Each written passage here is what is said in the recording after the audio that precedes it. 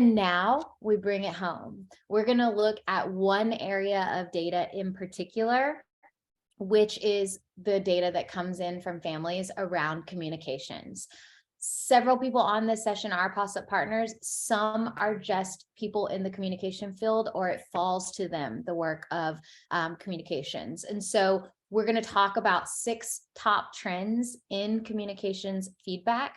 And then we're going to have a conversation with our wonderful panelists about what we can do with that data. How do we co-create using it? What do we learn from it? That type of thing. So we will go ahead and get into it.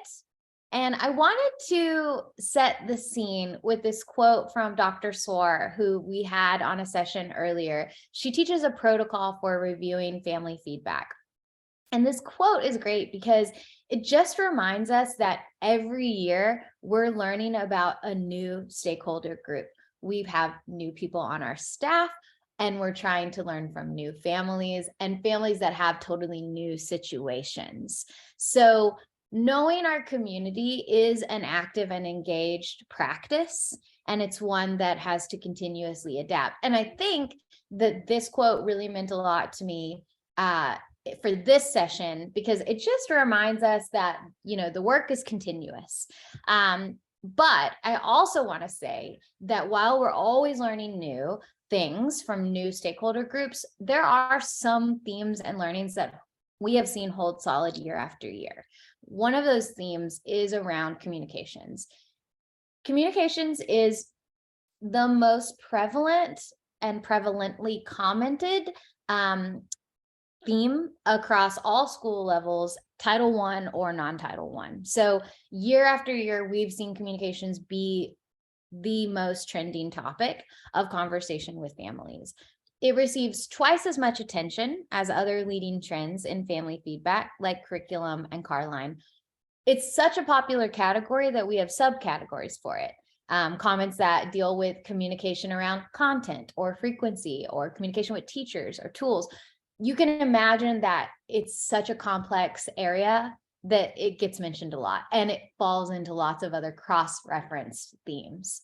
So we're going to just pull out high-level trending topics. As we go through these, hopefully they really resonate if you're a Possip partner. They probably resonate no matter what. But what is interesting is there's definitely commonalities we can pull from these things, and just kind of principles we can hold true.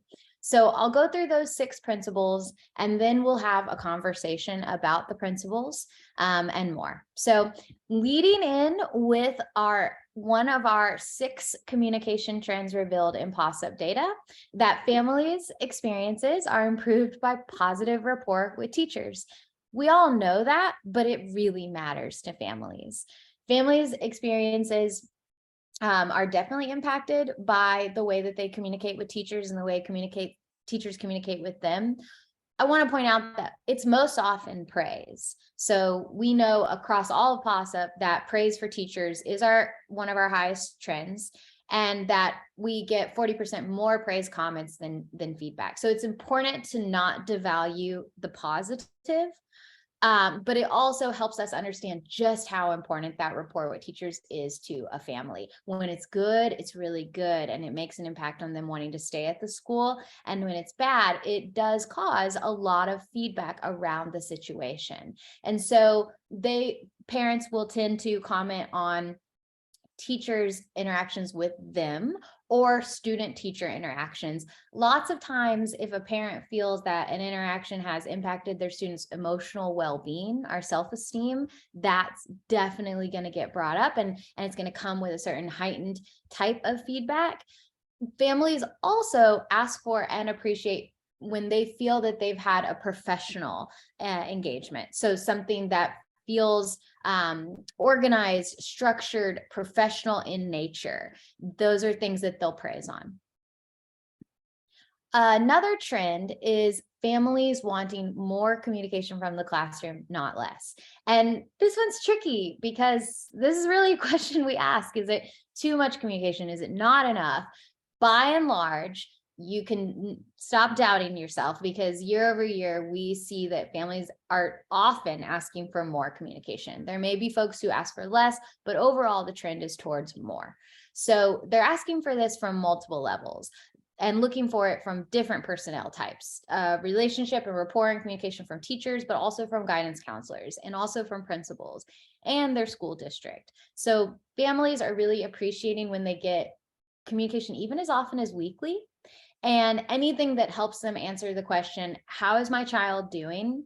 What is my child doing? These are the two big questions, and often communication from the classroom can help with those. They also look for a mix of different types of communication. So multimodal, meaning personal communication or scheduled, structured parent-teacher meetings or written communications. Our third trend out of 6 is that families value easy and clear pathways for communicating. Again, this may feel obvious, but what is interesting here is it's not necessarily that they're looking for streamlined tools. I know post-pandemic and during pandemic, there was a huge trend towards that. How do we streamline everything, make it come from one place? What they're really looking for is simplicity and clear pathways, clear channels. So maybe that's, a guiding sheet or document or resource where they understand I need to go to this person about this thing. So just giving them really clear channels and then making sure that those channels are actually open, even if it's, certain times of the day, or certain expectations that have been set. Knowing what those channels are, knowing that if you follow those channels, you will get someone and or get a response within a given time is really helpful for families and helps to keep their feedback positive and constructive. Trend number 4, families need help setting expectations. This is very similar to what I just talked about. It's not that we have to all have the same expectations or that we have to meet certain standards. It's that we want shared standards. So whatever the expectation is that you want to put out there, make sure it's shared and known. We know that families really ask for consistency. This is a really important word. It's come up throughout the day. It's come up in my professional career, all of our professional careers. Consistent behavior is really helpful. It creates trust and it allows people to collaborate with you. And so knowing what to expect, knowing that you can expect it consistently, it's a hard thing to do, but it will be valued by your families. And they do notice when that's not what's happening. And so putting plans in place, giving expected turnaround times or windows, whatever works for you all, can be made known to them. Trend number 5, families love transparency. We know this. And in this day and age, and with what's happening in the world, transparency around safety can be done really well. And there's a great blog that we have on this from Jaffe Emergency Services, a partner that used to be in Jacksonville and is now part of our network.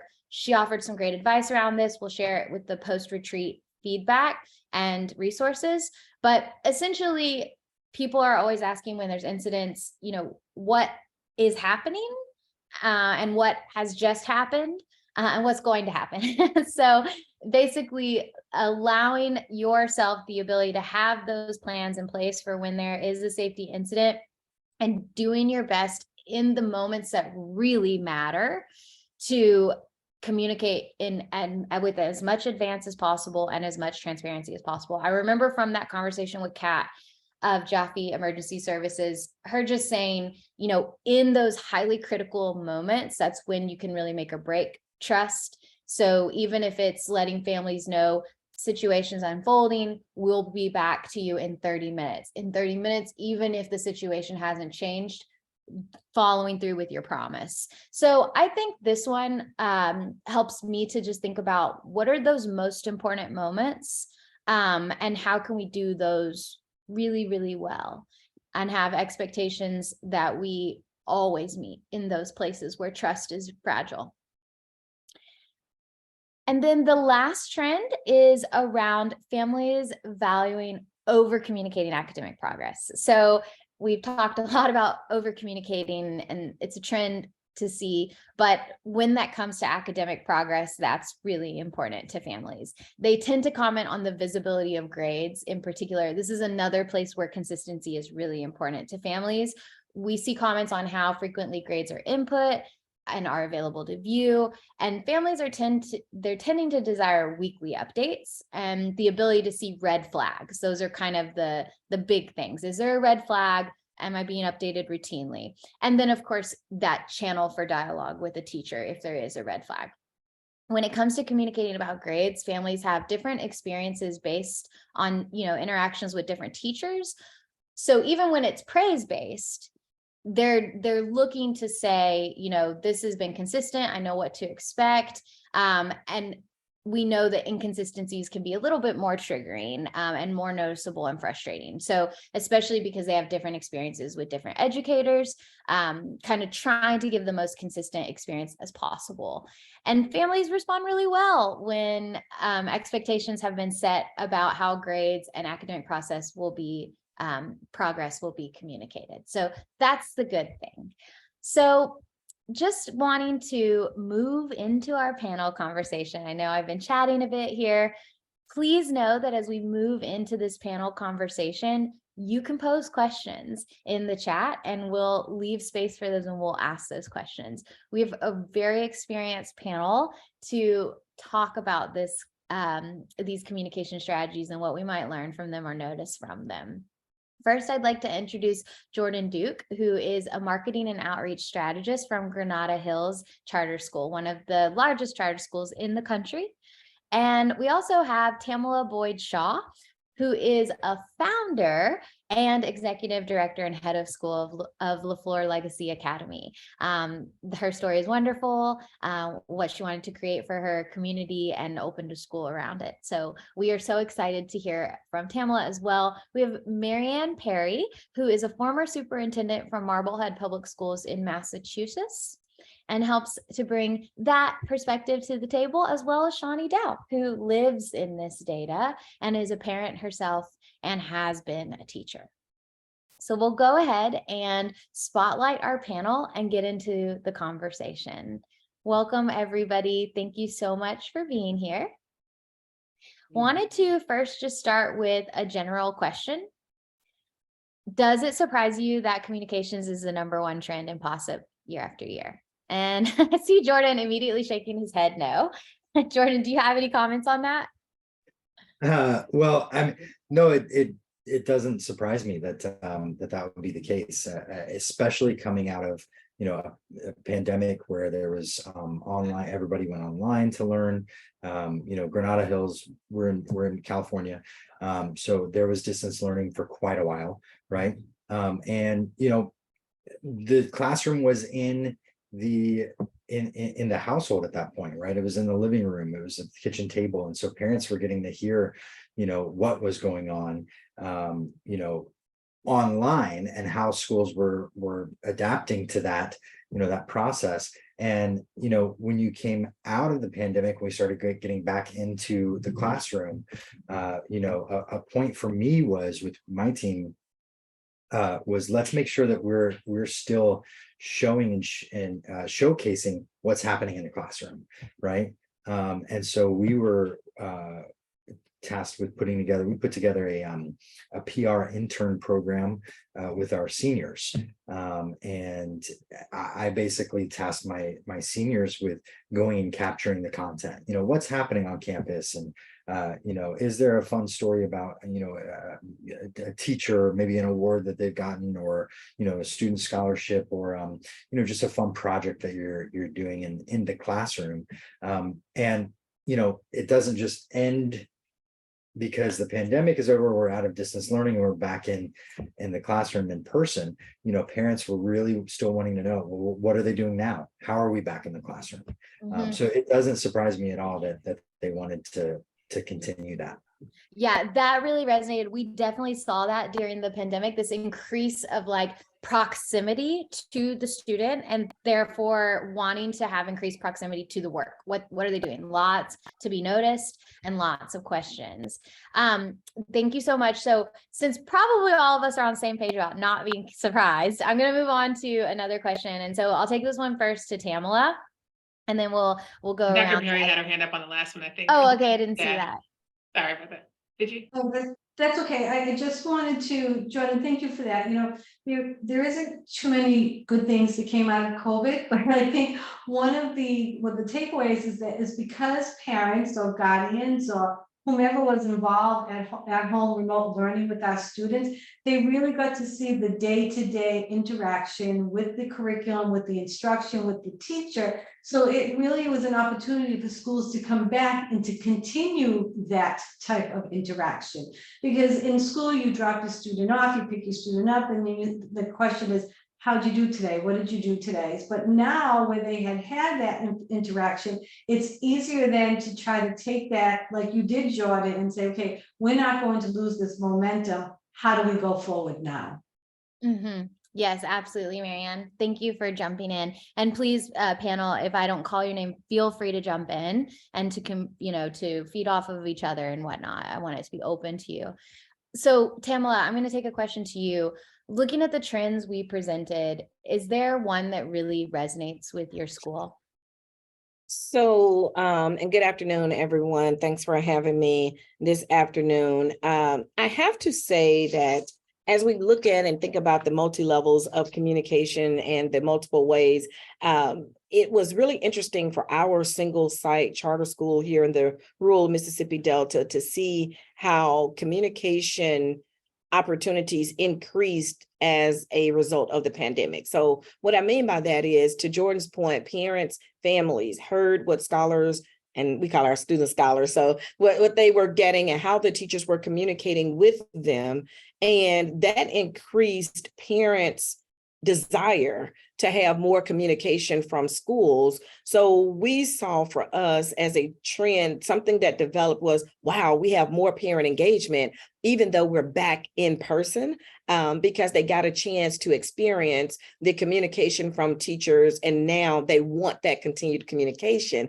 What we are realizing, though, is teachers were not used to that. So I had one of my sixth grade teachers like, I got this parent emailing me every day, calling, wanting to hear. I was like, but she heard you teach every day for almost 2 years and different teachers, and this is what they got used to. So something that evolved for us was in thinking about our school to home communication and the various ways that we should do it, emailing parents back, having parents to come in and sit in on classes because they were used to sitting in on classes virtually. But those are some of the things that evolved for us and help us to rethink our communication strategies for dealing with what we were hearing from parents and how they wanted to be more engaged. And it was just a hard break, right? They didn't want to break up with us just like that because they had been with us 2 years. And on the other side of that, it was the same thing for our scholars in terms of communicating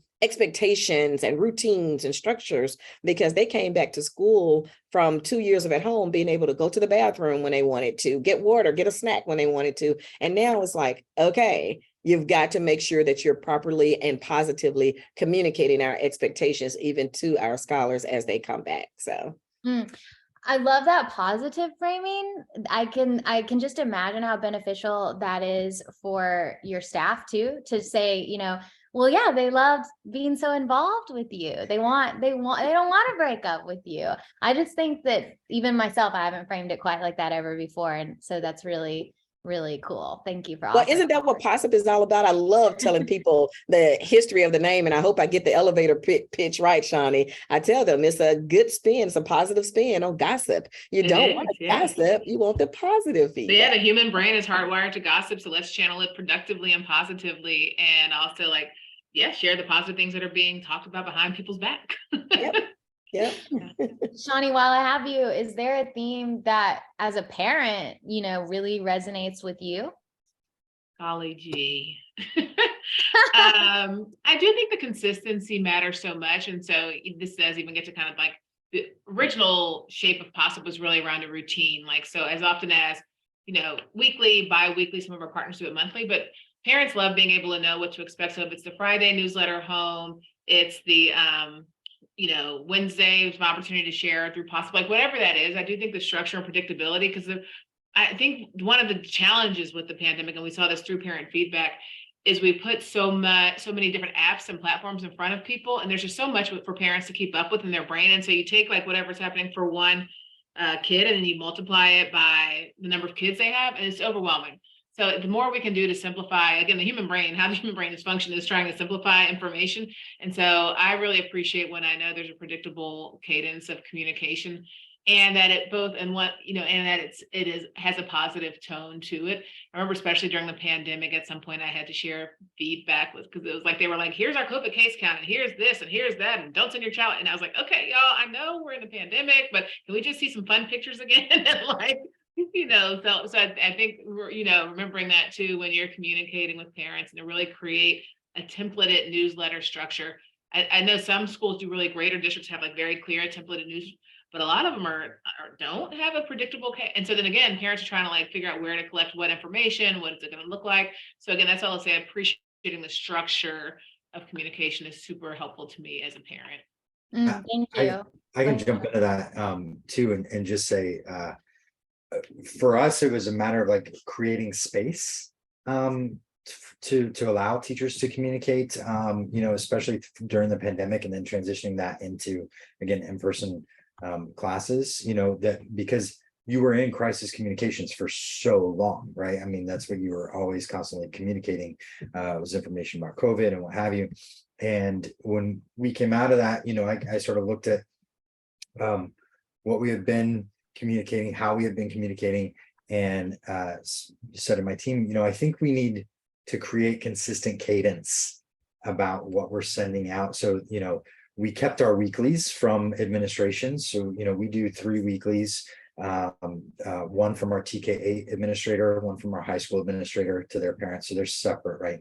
And then we have a college and career newsletter that has been very successful for eons. I don't know how long. And so they always send that out weekly. And then as far as the weekly communications at a school level, that's that. And then we took everything else, social workers, enrichment and tutoring, even, those became monthly information that kind of came a monthly newsletter. And then we did quarterly updates from our executive director and communications teams. All of that as a way to sort of, give parents an expectation that they will hear from the school regularly, but there's enough space that they can hear from the teachers daily, right? On what's needed. That's awesome. Thank you so much. I know that we have somebody in the audience who is raising their hand and asking for a question. So if you want to input the question in the chat, or if you want, we can unmute you and ask that question. Yeah, you can unmute me. Can you hear me? Yes, we hear you, Gerald. Welcome. Yes, What's your question? It's not even a question. I have to bring some shout outs to Miss Tamala Boyd Shaw. Greetings, Miss Boyd from Mississippi Valley State University, via Texas. Highway 82 West, Leflore County High School, Greenville High School. Good afternoon. What's been I am so happy to have some Mississippi people in the house. Great to have you here, Gerald. Amanda Elsie High School, 92. Amanda Elsie, okay.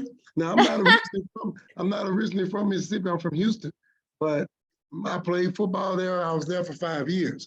Awesome. Well, thanks so much. And we looked you up, and you're a principal down in Houston. Is that right? Oh, wow. Well, great. Well, thank you so much. Thank you so much. Celebrate in the chat. We're happy to have you. And we're yeah. Oh, oops. We cut him off right in the question. Navigating the chat. We'll throw your question in the chat, Gerald, and we'll definitely ask that question. I want to get on to another question for the panel. So communications is so broad. We've seen how broad it is today, and because of that, it can be slippery. And so I think I'm going to open this question with Jordan, because you have such a large charter school group. I'm wondering, how do you navigate and disseminate the diverse needs that are coming up, and they're all related to communications, What do you do with all of that? Well, I mean, that's a big question. Big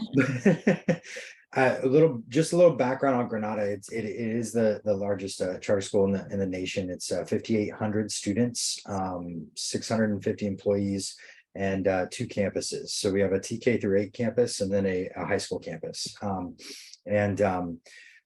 So what had to spend some time doing was really thinking about strategy, and then really thinking about I call it a tech stack. So what are those tools that we're using? And, is there redundancy in that? And where can you overlap? I mean, or consolidate rather, right? Is there a platform that we're using that we really don't need to use? Is there a platform that we're using that can handle multiple things, multiple forms of communication, right? And so we really started to think about strategy. What goes on post, what gets posted on social, and which channels, right? So we started to dive into analytics a lot, and seeing things that are information for parents really works on Facebook, right? The kids aren't on Facebook at all, but they are on Instagram and TikTok. So, okay, well, let's talk campus life stuff for there. We started to really think about strategy and where things post, and where we share it, and what goes on the website. Again, to the point of cadence, consistency, and transparency. We used multiple forms of, or do use multiple forms of communication as well. So we usually like to start with email, just as an aside. What we've learned is that email is still the #1 form of communication preferred by parents. It gets the most engagement, open rates, in our analytics. And so we'll start with email, a website article or blog post, and then kind of, I'll say I long tail that into, staying in front of them. So if we're doing a 30-day campaign for an event, we have a college and career fair coming up. So we started 30 days out with a post and an email. And then throughout that, there's different touch points where we send those reminder emails, or an app push notification, or text.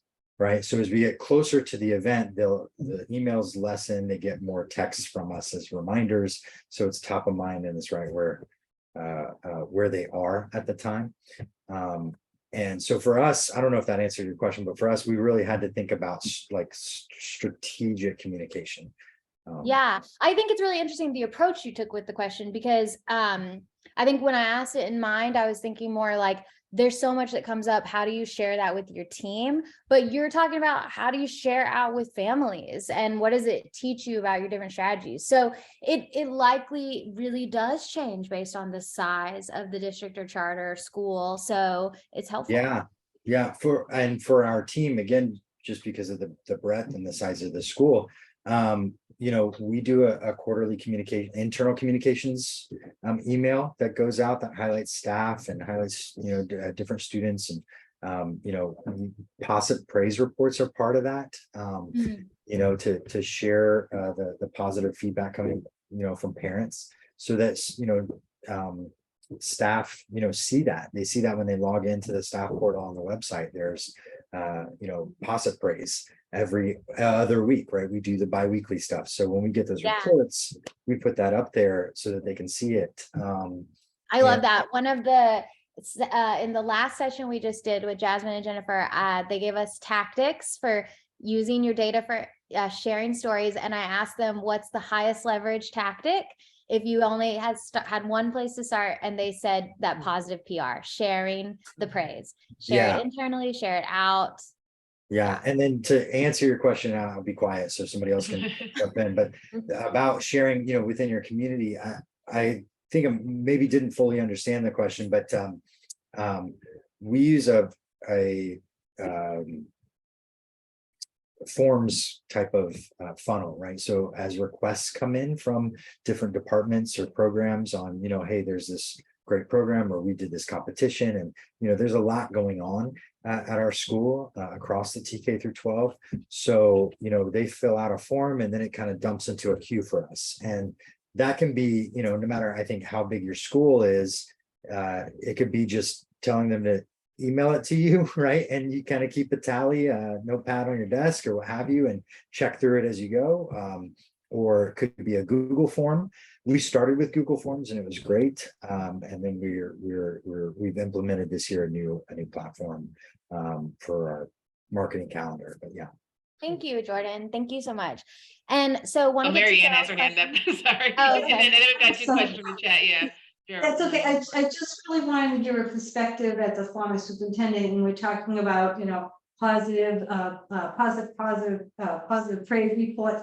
As a superintendent, that would have been something very useful to me, okay? Because when you're in my role, or Tamala, you're in your executive director, we really hear the good, right? We're always hearing about that vocal minority that's not happening. So if I had access to those praise reports, I could have made it a agenda on the school committee or on a executive committee to start with. Here are some of the wonderful things that people are saying about our school. I could have blasted them out like you said, in a newsletter or an email, to start to educate people that, there is good going on. I mean, along with the areas that have to become a priority to get better, let's celebrate the successes. Let's celebrate the small wins. And I'm looking at a question that says, in our strategic planning sessions, we're hearing that we need to streamline how parents brag about positive experience. Do you share the praise on your website for the public to see?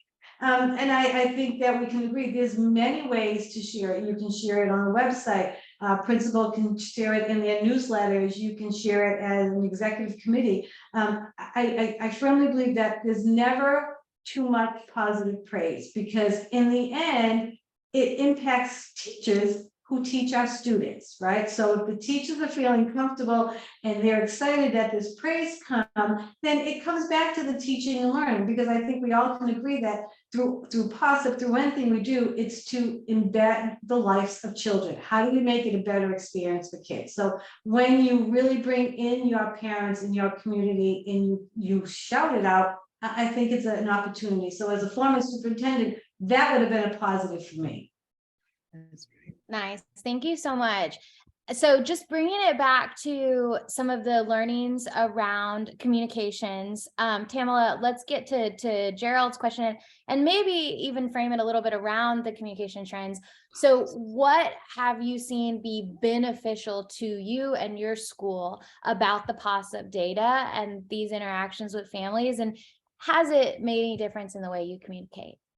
Yeah, so thanks for the opportunity to reply to that. And I hope what I share is helpful to you all. One of the things that has been amazing for us in terms of benefits to the parents is actually collecting the data, collecting the feedback, because oftentimes parents don't feel comfortable in a room full of other parents giving feedback to their child's school, for whether it's fear of retaliation or not speaking well enough in front of teachers and administrators, breaking for whatever that fear is. They usually don't like doing that, and they'll just walk away without giving the feedback. Sometimes when you send surveys directly from the school, they still feel like you're going to know who I am because you got my email address and you're checking it. And these are some things parents have told us. But when they see something from Possip come out and how playful, kind of even the logo is fun and it's inviting, and then they see it from a third party, so to speak, they're a little more open to give that feedback. And as we are happy to see, sometimes they give their names, sometimes they don't. And then the varied ways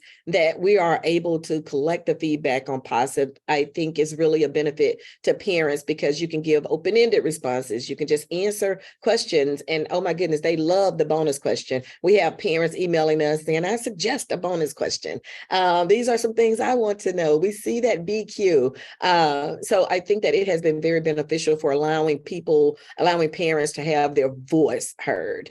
It is very beneficial for that. And what we do in our monthly parent meetings is we share back the Possip data. So we share that back to parents. And so parents who did not take an opportunity to get feedback, oh, I should have read that email, or oh, I should have clicked that link. And it helps to increase that. And then the other thing that we do that's a benefit for parents who are considering Leflore Legacy as a school, as we take the qualitative comments, we take those narratives and we put them on our website. And we use that as what we call marketing, marketing information. And this is what parents say, this is what parents have to say. It's another word I'm trying to think of that folks use.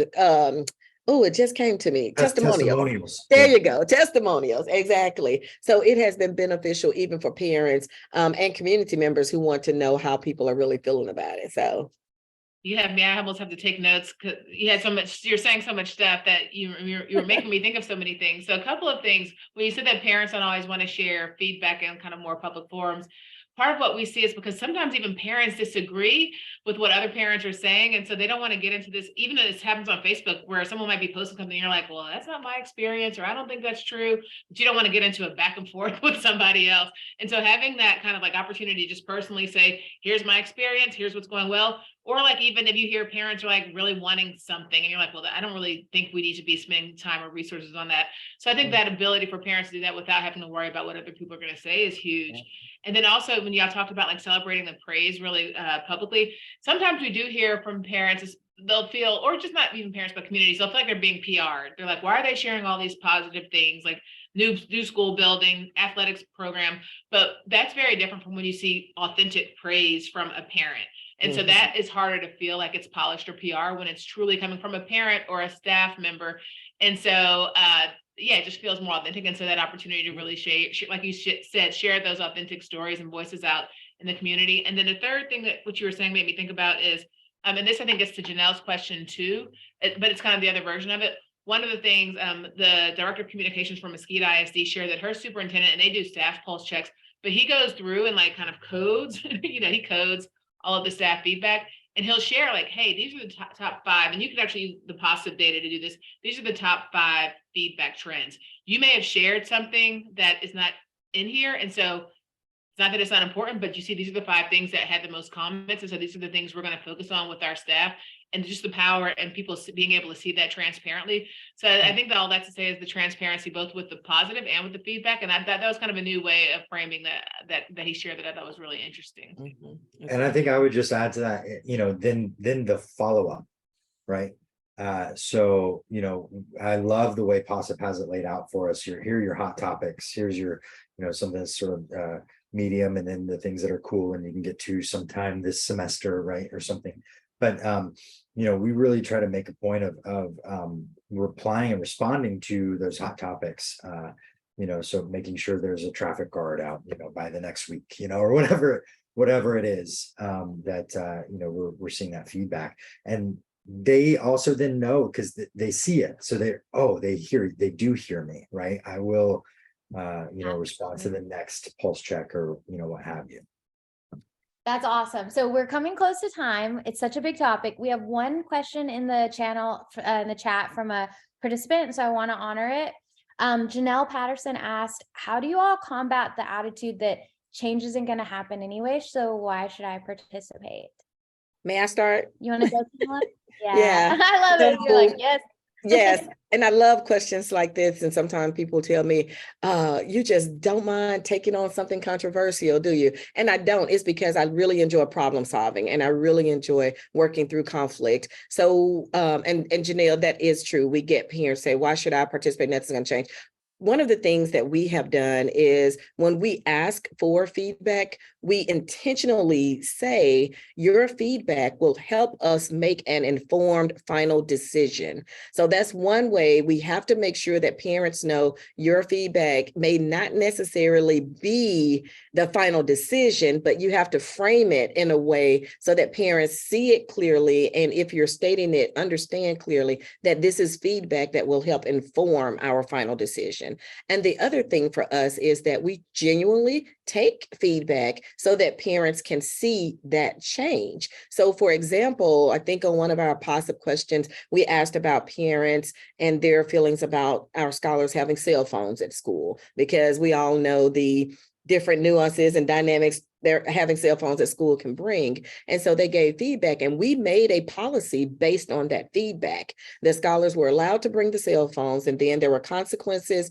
and all of those consequences or opportunities, you were able to see the feedback of parents in that. So they definitely have to see that sometimes what they say is taken into account and that decisions are made based on that, but ultimately understanding that the final decision is based on all of the feedback collected from the different entities. Thank you so much, Tamala. This is so great. We are coming to the close of our time. I reflect on this conversation. I think, well, we definitely talked about communication. So thank you. And I'm glad that the audience got to chime in about what's most important to them. It's a complex thing, but it's really wonderful to hear all of our takes on it. And some of the big takeaways around definitely share the good, share praise. I love what Tamala is saying around help people understand how this information helps. It's informing decisions, helping them make decisions. And yeah, Shani and others keep putting in just that we want to honor our panelists for being such great problem solvers. So I'm going to go ahead and close this out since we are close to the end here. And just want to say again, thank you so much for folks that joined this entire day. Some of you have actually been with us all day today, and we really appreciate that. And we do want to let everybody know that if you find value from being close to the Possip community, from all of the great panelists that we get to learn from and hear advice from and experiences from, we are launching a membership that's exclusive to educators in the Possip community. And it's going to be wonderful. We're going to take all this collective wisdom and talent and turn it into things like a job board and opportunities for members, a directory of members so that you all can communicate with each other and find a broader network, and then curated events and content just for folks that are in the membership. So more to come on that. And we're just really excited that this whole day was really about co-creating, being open, and developing great practices, whether they be communication practices or otherwise, with our families at the table. And this is a great example of more co-creation to come with the membership. So thank you so much for everybody being here. We really appreciate you. Have a wonderful, wonderful day.